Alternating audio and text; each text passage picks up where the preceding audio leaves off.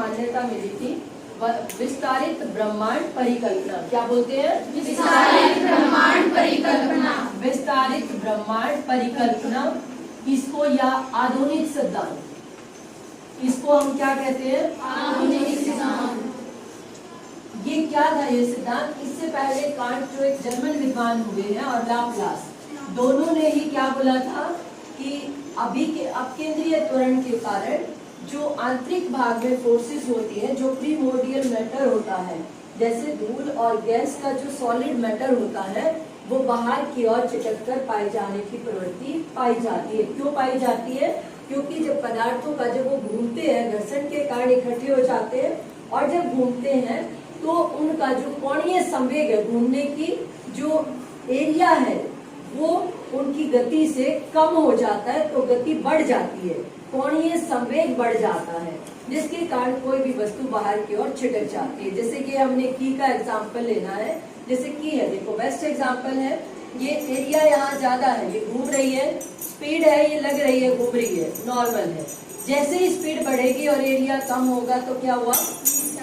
बाहर की ओर चलेगी। तो ये क्या बता रहा है कि पदार्थ छिटक कर जब उनकी गति बढ़ जाती है और एरिया कम हो जाता है, तो कोणीय संवेग यानी उसका त्वरण बढ़ जाता है, जिसके कारण वो बाहर की ओर छिटक जाता है। तो इस प्रकार पृथ्वी के अनेक भागों पर, पृथ्वी पर अनेक भागों की, जैसे सौरमंडल है, ग्रह है, उपग्रह है, या जल की है, स्थलमंडल की है, जीवन के सभी भागों की उत्पत्ति इसी प्रकार से हुई है।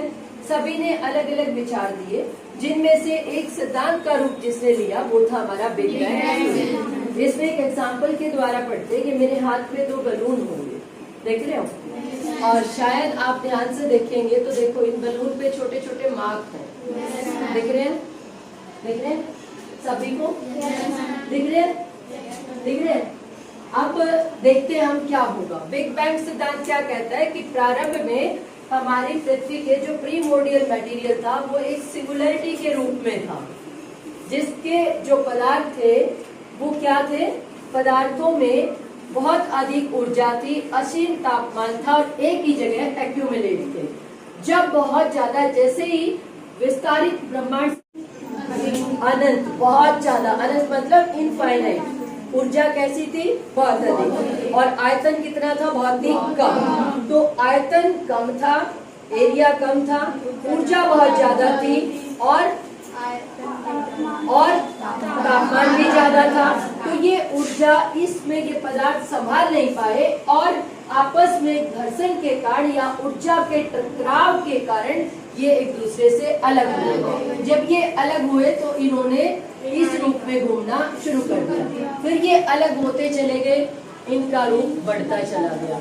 जैसे हमने बलून पे देखा ना ये, तो सेम वैसे ही अलग अलग प्रकार की निहारिकाएं बन गई, जो उसी रूप में घूमना शुरू कर दी।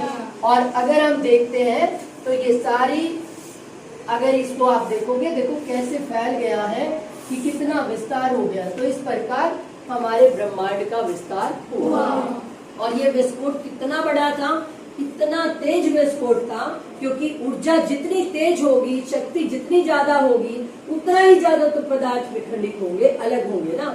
ऊर्जा असीम थी तो वैसे ही विखंडित हुए, और लगभग 3 सेकंड के भी कुछ हिस्सों में इससे अनेक प्रकार के अणुओं का, निहारिकों का निर्माण हुआ। तो ये सिद्धांत प्रूव करता है कि इसी प्रकार पृथ्वी पर अनेक प्रकार के ग्रहों का, उपग्रहों का, तारों का आदि का निर्माण हुआ। उससे उल्काएं और उल्काश्व बन गए, जिनको हम शूटिंग स्टार कहते हैं, जो धरातल पर आ गए, ठीक है। और जो आसमान में ही रहे उनको उल्काएं कहा जाता है। उल्काश्व धरती पर आ जाते, जिनको हम शूटिंग स्टार भी कहते हैं। क्लियर?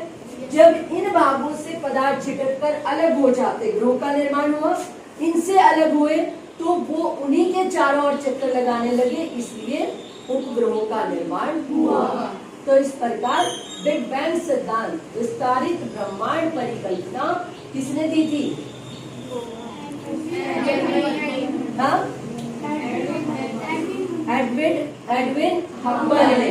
क्या कहा था? हब्बल ने, हब्बल नहीं है, हब्बल ने, जिन्होंने क्या कहा था कि ब्रह्मांड का विस्तार हुआ, और किस एकाकी परमाणुओं की संरचना में बहुत बड़ा विस्फोट होने के कारण हुआ, जिससे अनेक प्रकार की परिकल्पनाओं, निहारिकाओं का, तस्त्रिका, ग्रह का, उपग्रह का और उल्काओं का, उल्काश्व का, धरातल सलखंड का, जलीय भागों का निर्माण हुआ।